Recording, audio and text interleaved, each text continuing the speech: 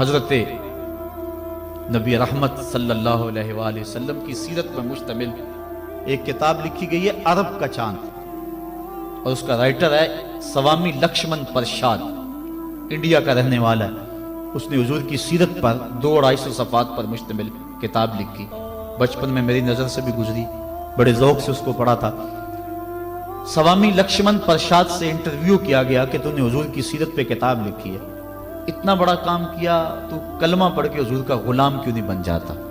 جس انداز سے تو نے محبت کے موتی بکھیرے ہیں اور الفتوں کے پھول اس کتاب میں تو نے اگائے ہیں،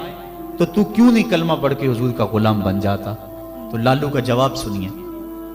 ہماری آنکھیں کھول دینے کے لیے کافی ہے، اور اتنا زناٹے دار تماچا ہے، اگر ہم محسوس کریں تو صدیوں اس کی کسک نہ جائے،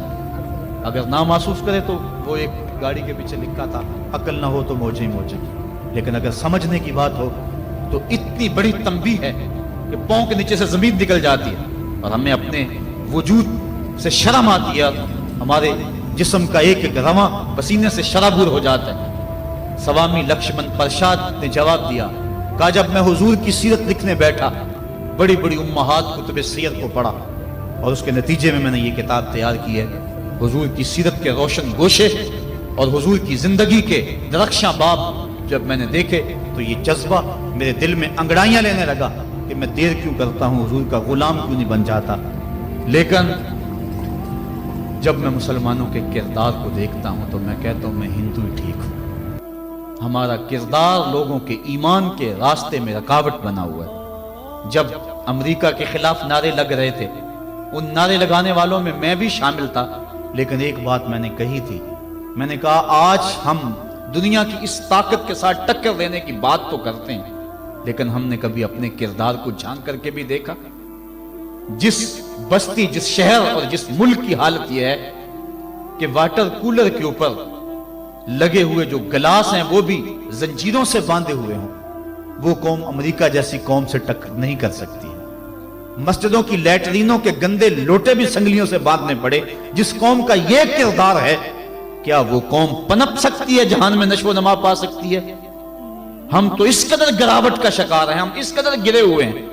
کہ ہماری لیٹرینوں کے گندے لوٹے وہ بھی باندھ کے رکھنے پڑتے ہیں، ورنہ ہم اتنے چور ہیں کہ وہ بھی اٹھا کے لے جائیں۔ تو جس قوم کا یہ حال ہو، وہ قوم کیا دنیا کی طاقتور قوموں کی آنکھوں میں آنکھیں ڈال کے بات کر سکتی ہے؟ آج ہمارا المیہ یہی ہے، ہمارے پاس سب کچھ ہے، لیکن ہمارے پاس وہ ایمان کی حرارت نہیں رہی، وہ دیانت نہیں رہی، وہ روشنی اور وہ نور نہیں رہا، وہ ہمارے پاس وہ اجالے نہیں رہے۔ قرآن نے ہمیں جو زندگی گزارنے کا ڈھب دیا ہے، ہمارے پاس وہ ڈھب نہیں رہا۔ ہماری زندہ لاشیں لوگوں کے ایمان کے رستے میں رکاوٹ بنی ہوئی ہیں، ورنہ ہم اپنے صدر اسلام میں دیکھتے ہیں اور بات کی کہانیاں پڑھتے ہیں تو دنگ رہ جاتے ہیں۔ امام محمد کا جنازہ اٹھتا ہے تو ایک یہودی آگے بڑھ کے جنازے کی چارپائی کو کندھا دینے کی خواہش کرتے ہوئے آگے بڑھتا ہے، اور جو ہی کندھا امام محمد کے جنازے کی چارپائی پہ چھوتا ہے تو اس کے لبوں پہ کلمہ جاری ہو جاتا ہے۔ ہمارے بزرگوں کی لاشیں بھی دین دیا کرتی تھی، ان کی میتیں بھی لوگوں کو کلمہ دیا کرتی تھی، اور ہماری زندہ لاشیں لوگوں کو اسلام سے ہٹا رہی ہیں۔ میں نے اور آپ نے اپنے رویے کو دیکھنا ہے، اپنے عمل پہ غور کرنا ہے۔ حضور نے فرمایا اللہ اس شخص کے چہرے کو تر و تازہ رکھے جس نے میرے سے کوئی حدیث سنی، پھر جیسے سنی اس کو ویسے